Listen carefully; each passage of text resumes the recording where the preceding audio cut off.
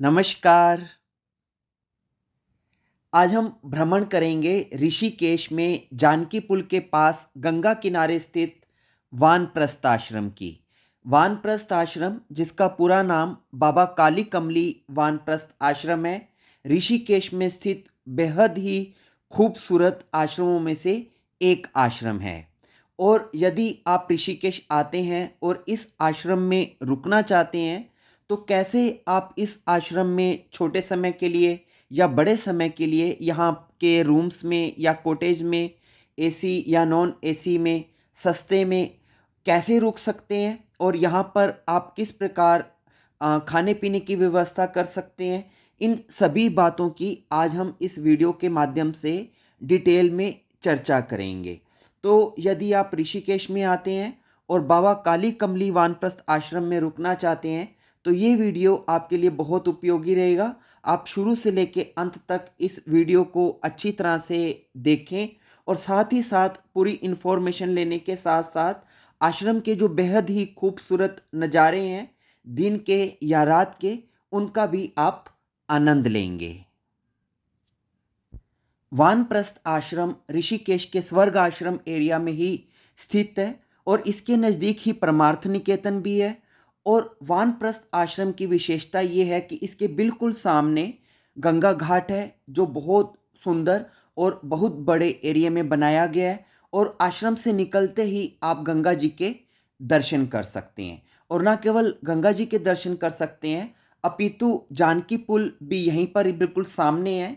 तो आपके पास यदि समय हो तो आप जानकी पुल क्रॉस करके दूसरी तरफ लंबी वॉक कर सकते हैं और पूरा राम झूला घूमते हुए वापस आश्रम तक आ सकते हैं।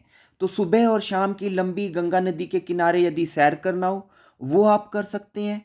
आश्रम के खुलने का जो समय है सुबह 6 बजे है और शाम के 7 बजे के बाद आश्रम में बाहर के व्यक्तियों को प्रवेश नहीं दिया जाता है। और इस समय सितंबर का महीना चल रहा है, गंगा जी भी पूरे पूर्व पे हैं, काफ़ी ऊपर बारिशें हो रही हैं, तो काफ़ी अच्छा पानी गंगा जी में इस वक्त आया हुआ है। और टेम्परेचर इस वक्त जो दिन का है, जो मैक्सिमम टेम्परेचर रहता है सितंबर के महीने में ऋषिकेश में, वो 32 डिग्री है और लोएस्ट जो रात को चला जाता है वो 23 डिग्री है। इसके अलावा यहीं पर सुबह शाम गंगा जी की भी आरती भी होती है, जिसमें भाग लेने में बहुत ही आनंद आता है। अब हम आश्रम के अंदर प्रवेश करते हैं। अंदर एंटर करने पर सबसे पहले आपको सुरक्षाकर्मी यहाँ पर खड़े मिलेंगे। आपको हो सकता है कि अपने आने का यहाँ कारण बताना पड़े, तब आपको अंदर जाने देंगे। और फिर जब आप अंदर प्रवेश करेंगे तो सबसे पहले राइट साइड में बाबा काली कमली वाले, जो कि संस्थापक हैं, फाउंडर हैं इस आश्रम के, और ना केवल इस आश्रम के और भी बहुत सारे आश्रम के, उनका सबसे पहले यहाँ पर पूजा गृह है, उनका स्थान है। फिर उसके बाद आप अंदर एंटर करेंगे तो आपको दो रास्ते मिलेंगे। यदि आपके साथ कोई बुज़ुर्ग है जो व्हील चेयर पे आए हैं तो उनके लिए भी रास्ता है, अदरवाइज़ आप सीढ़ियों के द्वारा भी ऊपर चढ़ सकते हैं। इस आश्रम की एक विशेषता ये भी है कि यहाँ पर शांति रहती है, यहाँ पर ज़्यादा भीड़ भड़क्का नहीं रहता है। और यदि यहाँ जो रहने वाले लोग भी हैं, वो भी बहुत कम आपको इधर उधर नज़र आएंगे। आश्रम में प्रवेश करने के बाद आप जैसे ही आगे बढ़ेंगे, आपको बहुत सुंदर दृश्य नज़र आएगा।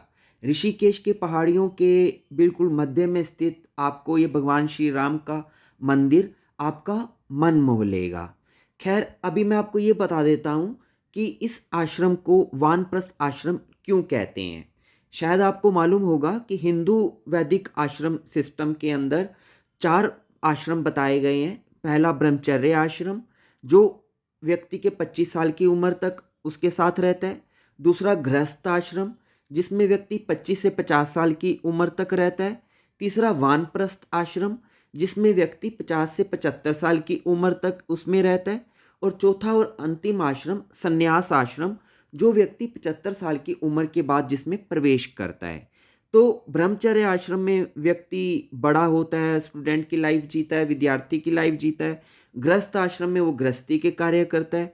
और जब वानप्रस्थ आता है 50 से 75 की उम्र में, जिसमें ये आश्रम की थीम भी है, उस उम्र में व्यक्ति का मुंह वन की ओर हो जाता है। वानप्रस्थ का मतलब कि अब आपका मुंह वन की ओर हो गया, यानी कि अब आप धीरे धीरे संसार के दायित्वों से मुक्त होकर धर्म और कर्म में रुचि लेने लग जाएंगे।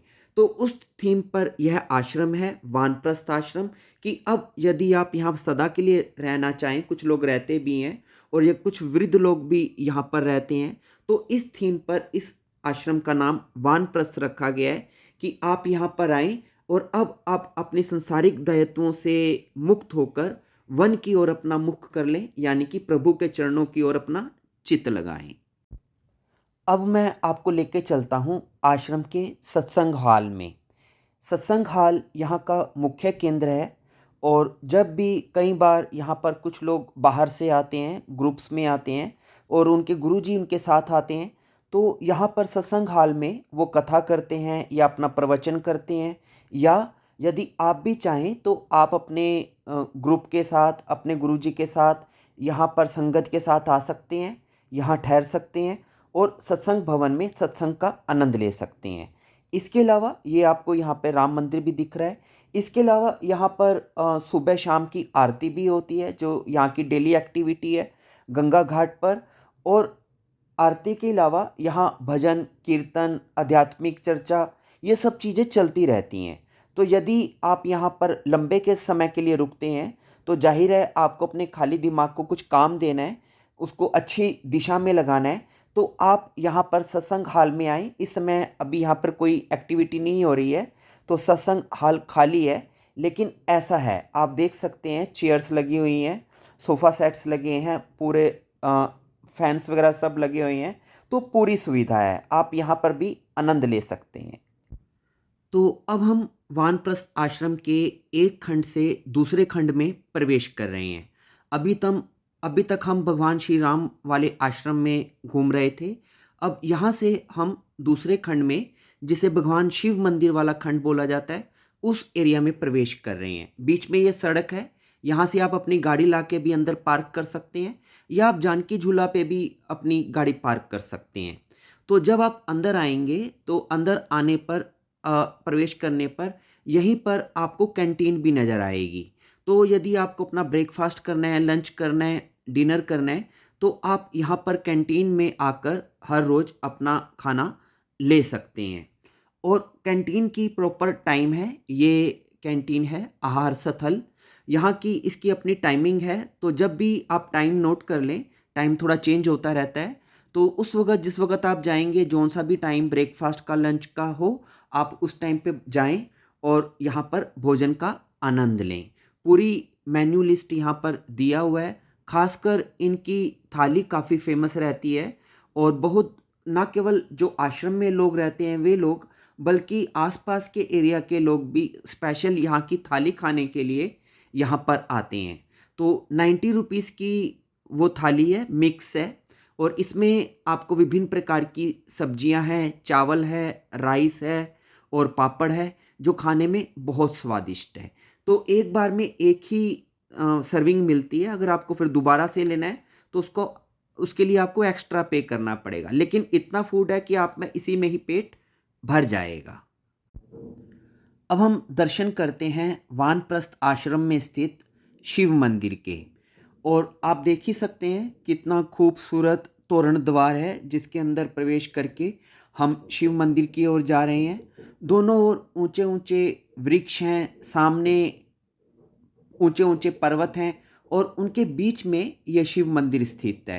तो आप जब यहाँ पर होंगे और जब आपके पास समय होगा तो आप यहाँ पर आसपास भ्रमण करके ही आपको इतना आनंद आ जाएगा कि आपको इस आश्रम से बाहर जाने की भी इच्छा नहीं होगी।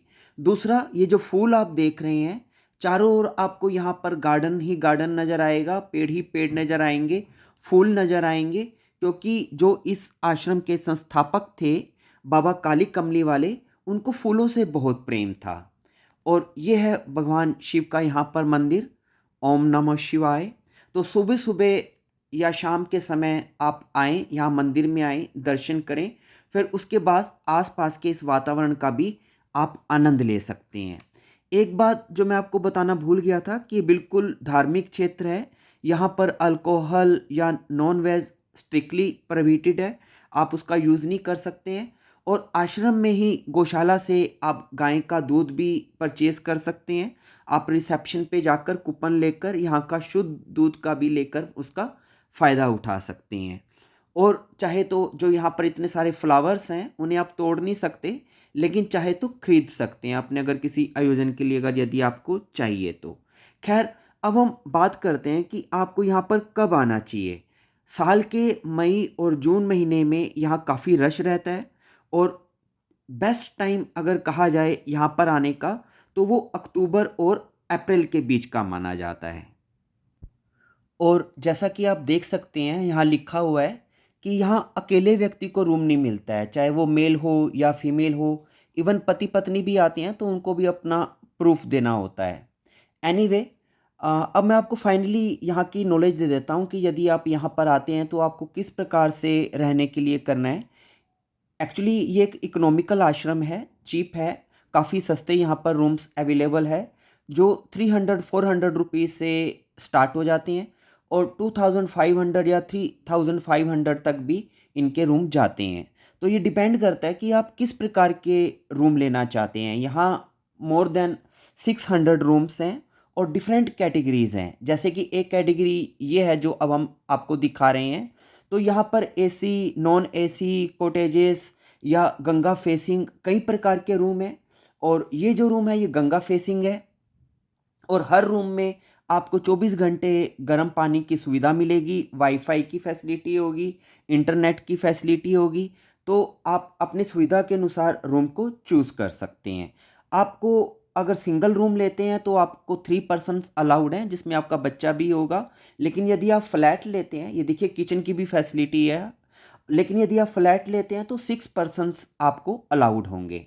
और अगर आप अपने रूम में आते हैं तो आप अपने रूम में अगर बालकनी में आएंगे तो यहाँ से आपको पूरा ये देखिए कितना सुंदर व्यू नज़र आएगा। जानकी सेतु भी नज़र आ रहा है, गंगा जी भी नज़र आ रही है। अब हम बात करते हैं कि आपको बुक कैसे करना है।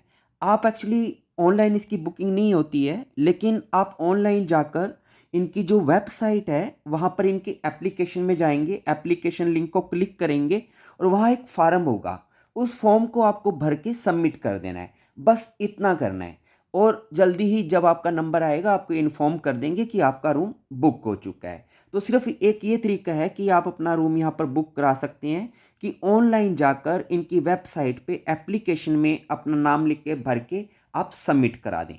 अदरवाइज दूसरे तरीके यूज़ मत करें, क्योंकि फ्रॉड भी काफ़ी होते हैं। तो इसी के साथ मेरी ये सारी जानकारी कंप्लीट हुई, और जाते जाते आप आश्रम का ये रात का नज़ारा भी देखें, इसका आनंद लें। मुझे उम्मीद है आपको मेरा ये वीडियो अच्छा लगा होगा। Thank you, and thank you very much.